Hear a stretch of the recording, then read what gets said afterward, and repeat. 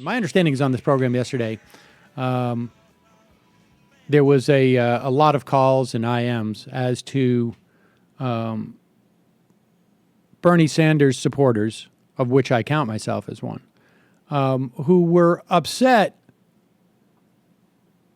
that in some way, I'm not quite sure, of what the nature of the anger is, because it's quite clear that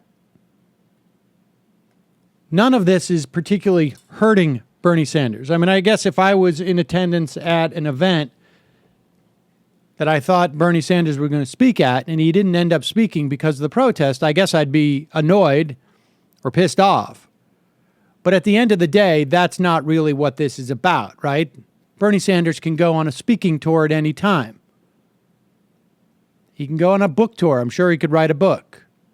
I'm saying in the future. The bottom line is he has a campaign for the nomination of the Democratic Party to be president. And to the extent that his campaign is being impacted by the Black Lives Matters protesters, I think it's being helped. And this is what I mean when I say that. One, it's clearly not inhibiting Bernie Sanders' ability to draw people.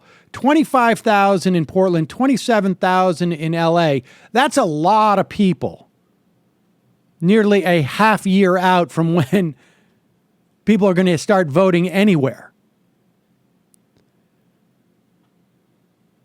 It is not hurting him in the eyes of the establishment media. They don't care one way or another.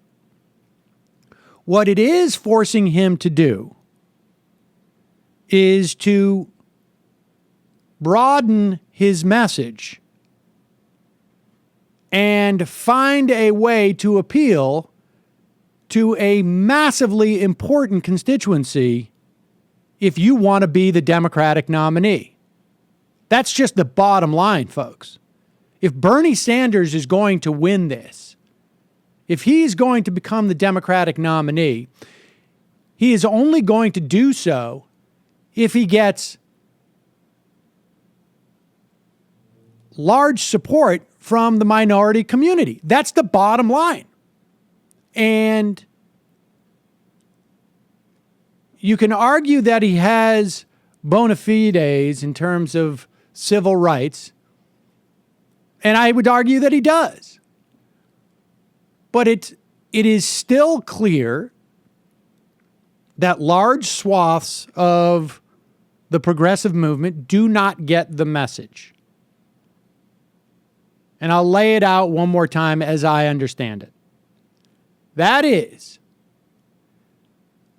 there is a large percentage of minority people in this country, of African Americans, who, from my opinion, have a very rational fear that the one institution in society that is supposed to protect and serve and keep the peace is actually a threat to them.